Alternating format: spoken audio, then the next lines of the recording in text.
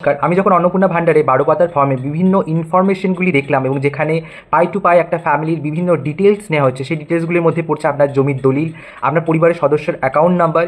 IFC number এবং আপনার health insurance আছে কি নেই, আপনি কোভিডের টিকা নিয়েছেন কি নেননি, ইত্যাদি ইত্যাদি বিভিন্ন তথ্য নিচ্ছে, যে তথ্যগুলি এর আগে আজ অবধি সরকারি কোনো স্কিমে এত ডিটেলস কোনো তথ্য নেওয়া হয়নি। এই জিনিসগুলো দেখার পর আমার মনে একটাই প্রশ্ন আসছে যে আমরা এত যে ডিটেলস ইনফরমেশন দিচ্ছি, এত যে আমার শুধুমাত্র যে মহিলাটি বেনিফিট পাবেন তিনি ছাড়াও তার পরিবারের অন্যান্য সদস্য যে এত ডিটেল ইনফরমেশনগুলো যাচ্ছে সরকারি খাতায়, তাহলে সেই ইনফরমেশনগুলো আদৌ সেফ থাকবে কি থাকবে না, মানে সরকার কি কোনো পদক্ষেপ আদৌ নিয়েছে সেই ডাটাগুলিকে প্রোটেক্ট করে রাখার জন্য?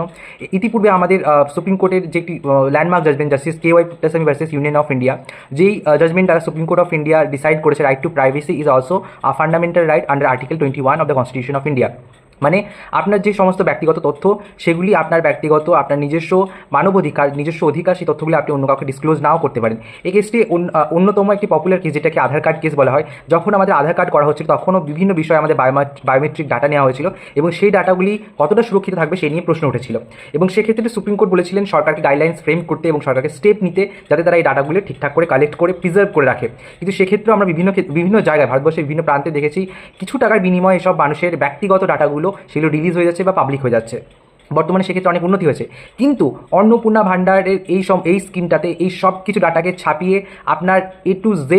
ডিটেলস, মানে আপনার এডুকেশন কোয়ালিফিকেশনস, আপনি কোন স্কুল থেকে কোন মাদ্রাসা থেকে পড়াশোনা করেছেন, আপনার হেলথ ইন্স্যুরেন্স আছে কি না, আপনার ব্যাঙ্ক অ্যাকাউন্টে কত টাকা আছে, ইত্যাদি ইত্যাদি নেওয়া হচ্ছে। এবং এখানে বলা হচ্ছে এগুলি করা হচ্ছে শুধুমাত্র যে সকল মানুষরা বেনিফিট পাওয়ার যোগ্য, যে সকল মানুষরা সমাজের সব থেকে খেটে খাওয়া বা আর্থিকভাবে ক্ষতিগ্রস্ত বা দুর্দশাগ্রস্ত, সেই সকল মানুষগুলো যাতে বেনিফিট পায়, অন্য মানুষগুলো যাতে না পায়।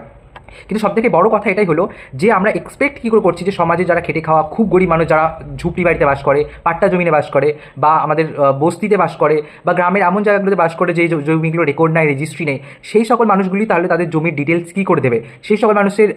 যে আমরা চাইছি যে 3-4 বছর আমাদের যে কোভিড ভ্যাকসিন হয়েছিল, সেই কোভিড ভ্যাকসিনের টিকা নাম্বার বা ওইখানের ডিটেলসগুলো আমরা এতদিন অবধি প্রিজার্ভ কী করে রাখবো? এটা আদতেও পসিবল না। ইভেন আমাকেও যদি বলে আমার কোভিড ভ্যাকসিনের আমাদের নাম্বারগুলো দিতে, even I am not able to do such things, কারণ এগুলি কোনো মেডিকেলের প্রেসক্রিপশনগুলি কোনো মানুষ এভাবে এতদিন ধরে প্রিজার্ভ করে বা রেখে দেয় না, যেগুলি পরবর্তী কোনো ক্ষেত্রে কাজে লাগবে। এবং যেটি আমি ব্যক্তিগতভাবে মনে করি যেটি অত্যন্ত অনাবশ্যকীয় একটি বিষয় এবং এর কোনো গুরুত্ব নেই কোনো রকম স্কিম বা সরকারি বেনিফিট দেওয়াতে। তো আমি সকল কাছে বলবো যে আপনারা যখন ফর্মটা ফিল আপ করবেন এই জিনিসগুলো মাথায় রাখবেন যে আপনাদের এই ডিটেলস যে ডাটাগুলো যাচ্ছে সেই ডাটাগুলো কিন্তু সুরক্ষিত হাতে থাকার মতন এখন অবধি সরকার কোনো স্টেপ নেয়নি, সরকার এখন অবধি কোনো ফোরাম গঠন করেনি, এখন অবধি কোনো গাইডলাইন ফোরাম গঠন করেনি। তো এই ডাটাগুলি যে কোনোভাবেই আপনার লিক হয়ে যেতে পারে, সেটা একটি পাবলিক প্ল্যাটফর্মে বা পাবলিক ফোরামে চলে আসতে পারে।